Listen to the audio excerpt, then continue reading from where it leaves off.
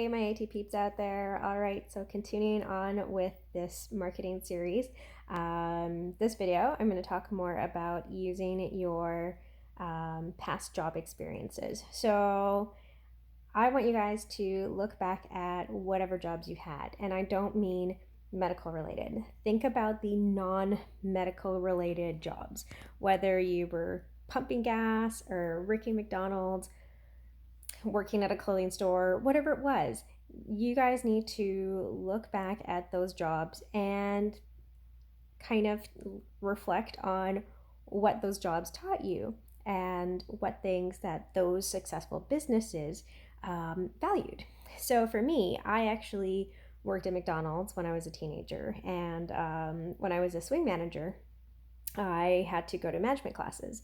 And do not knock McDonald's. They're awesome and they have a really great reputation when it comes to business because they have very high standards. And so I learned a lot.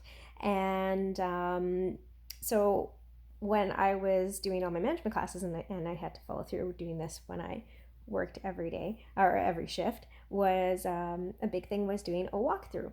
And so a walkthrough consisted of going through the building, sort of going through the restaurant. So in relation to McDonald's example there, so going through the restaurant and looking at all of the point of views that the customer would be seeing. And so we do this inside and check the washrooms, check everything, okay? Check the play structure, check the outside of the building. Go for a walk around and see, is it presentable or is it something that looks kind of shady or dirty? And the biggest thing you want to come back is, would you visit that place, that facility, if you were a customer? And so if it's not up to standards that you yourself would want to go to, then why go there? So same thing applies to your practice. So even if you're not a very big place, you got to look at it from the perspective of who's coming in. So in my current location, what I like to do is whenever, if I'm adding something, redecorating stuff, whatever it is, I like to sit in all the different spots, whether it's at the front, the side, whichever part, but I sit in all the different spots you can be in our waiting room. And I mean, in the fitness area, I've actually laid on the ground and contemplated. I'm like, how does this work? Does it work efficiently? Does this look good? Is it aesthetic? Is it efficient? So it's not just like, oh, okay, yeah, just slap this on and go. You actually want to commit to the quality of what you're providing there. So for me, what's kind of evolved is that my clinic I've created an environment that, patients and visitors enjoy stopping by. And, I've had patients where it's their first time they come in, and then I see their face and they go, "Ooh, I like this," and then they end up deciding to stay based on just that alone.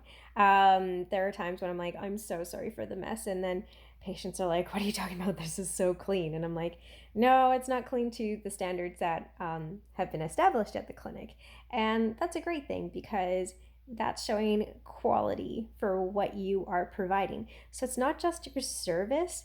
Again, it is a business. You guys have to look at it that way. You are a business owner. You're not just a clinician. And so what you want to do is, for me, I think of it as, if I were a customer, what would I want?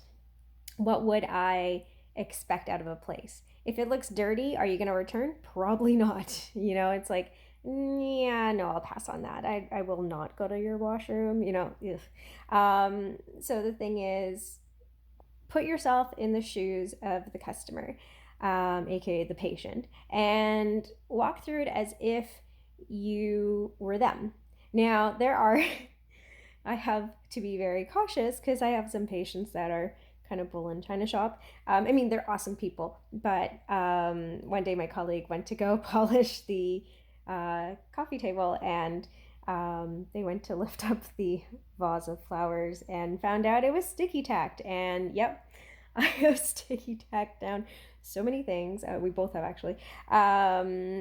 And yeah, that's just to make sure that things are taken care of. I mean, it's awesome. It's great. Patients were actually into the place and going, oh, wow, this is nice and this is nice. But I didn't want people to pick up so many things and accidentally drop them because, that means more time and effort and money, and it's just not fun. So that's one thing there. That's one example. So another job I had, I actually used to be, I graduated from culinary arts. And so one very interesting thing I found was, or I took note, was that in that profession, it's also about, setting up things so that the customer wants what you have to offer, or they take note of you. And so in the clinic, when you walk in, there is signage, and it says like to remove your shoes and your and ring the bell if you need a service. And I have it set up the way that I was taught during our buffet section, actually, for culinary arts. So for buffets, they actually set up the chafing dishes, to set them up that when you're walking through a buffet line, that you're going to choose the food because whatever's in there, if that's angled towards you. If you're walking down the line and the chafing dishes are pointing straight ahead, chances are you're less likely to actually take food from there, and so, or pay attention to it, because you have to turn and stop and face it. So if you were to have it straight on, you'd have to turn and face to it. If it was angled, then it's of ease for you to see and to access.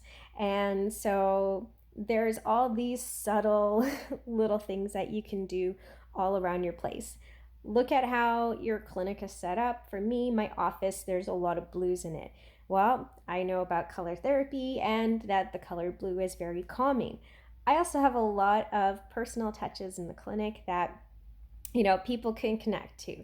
In my office, I have memorabilias, I have my accreditations, I have all these different things in there that are part of who I am as a therapist. There are memories, and some of my patients actually can connect to it because they have either been to those events or they're, they know of it. And so it's really cool to make that connection. So you guys want to look at the aesthetics. If you are just going on, well, I'm great, I'm awesome, who cares? You know what, you're not going to get patients. What you want to do is make it as a whole experience, because that's what business is. It's an experience. Are you going to create a place that people want to be at, that they're going to go out of their way, that they're going to drive halfway across the city, or when they're in the province, they're going to come visit you, or they're in another city, whatever it is. If you make yourself worthwhile and what you've created, people will come. They will find a way to get to you. Even if it's not as frequent, they're going to find a way because you're of value and they're getting their money's worth for going to your facility. So try those out. So again, think about what are your past experiences and jobs other than in healthcare, and think about the things that you were taught that maybe seem maybe insignificant, but might be very valuable to setting up yourself and what you're trying to create and present at your clinic, and the quality and service that's out there, because you are a business and you want to make sure that professionalism comes through, and that you've taken the time to think about those things, that the patient, the customer, can feel valued and of worth that they want to return to you. All right, so comment below, message me. I will try and help out as best I can. So, all right, keep moving forward. Bye, guys.